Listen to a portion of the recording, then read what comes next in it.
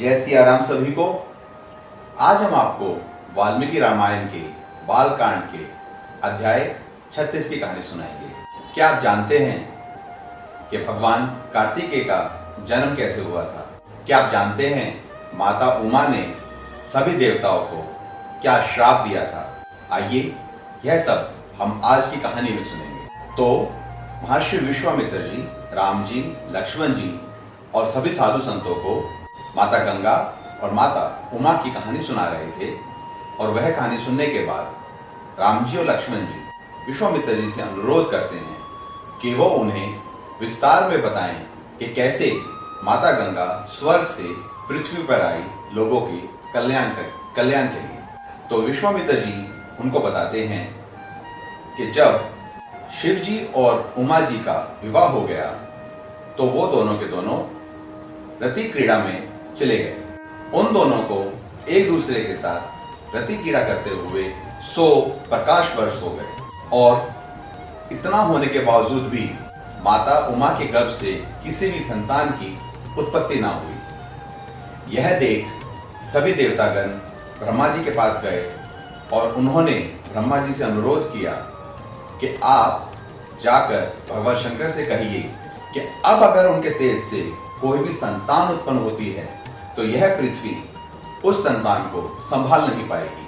तो यह सुनकर ब्रह्मा जी सभी देवताओं के साथ भगवान शंकर के पास जाते हैं और उन्हें कहते हैं कि हे नीलकंठ, आप अपनी रति क्रीड़ा को समाप्त कीजिए। अगर अभी आपसे कोई भी संतान उत्पन्न होगी तो यह पृथ्वी उसको संभाल नहीं पाएगी। आपका जो भी तेज उत्पन्न हुआ है, आप और माता उमा उसे अपने अंदर ही समा लीजिए ताकि यह इस पृथ्वी का विनाश ना हो। ऐसा होने पर भगवान शिव कहते हैं कि जैसा तुम चाहते हो वैसा ही होगा।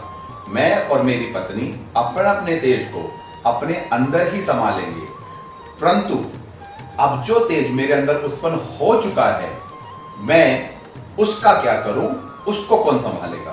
तो भगवान ब्रह्मा शिव जी को कहते हैं कि आप वो तेज पृथ्वी को दे दीजिए।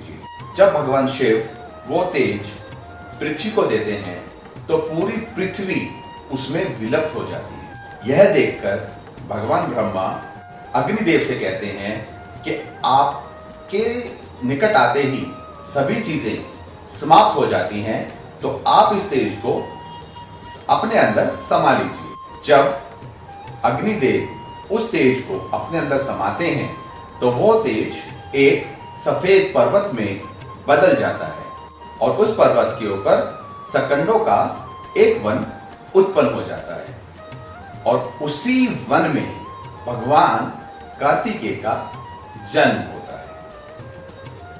ऐसा होने पर माता उमा बहुत क्रोधित हो जाती है।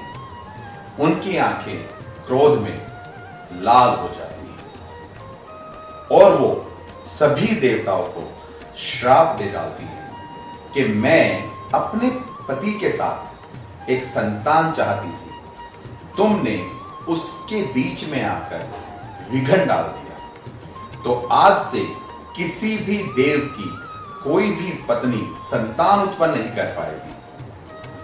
और माता उमा क्रोध में पृथ्वी को भी श्राप दे देती है कि जो तेज मुझे समाना चाहिए था वो तेज तुमने संभाला, इस वजह से तुम्हारा एक नहीं हजारों विवाह होंगे और तुम कभी भी सुंदर नहीं रह पाओगे, तुम्हारी कोई भी संतान नहीं होगी। यह सब सुनकर भगवान शिव बहुत दुखी होते हैं और दक्षिण दिशा की तरफ चले जाते हैं। और इसके आगे की कहानी हम कल के अध्याय में सुनेंगे कि किस प्रकार माता गंगा पृथ्वी पर आई। तो आज का अध्याय संपन्न होता है। हम हर रोज आपके सामने वाल्मीकि रामायण की बहुत ही सुंदर कहानियां लेकर आ रहे हैं। हमें विश्वास है कि इनमें से बहुत सारी ऐसी कहानियां होंगी जो कि अधिकतर लोगों ने कभी सुनी ही नहीं होंगी। तो हम आपसे अनुरोध करते हैं कि आप हमारे पेज राम लखन यात्रा को फॉलो कीजिए और ज़्यादा से ज़्यादा लोगों के साथ शेयर कीजिए, ताकि वाल्मीकि रामायण की जो कहानियाँ हैं वो सभी जनों तक पहुँच सके। और आप सभी तब तक सुनते रहिए प्रभु राम की कहानी, भक्त मनु की जुबानी। जय सिया राम सभी।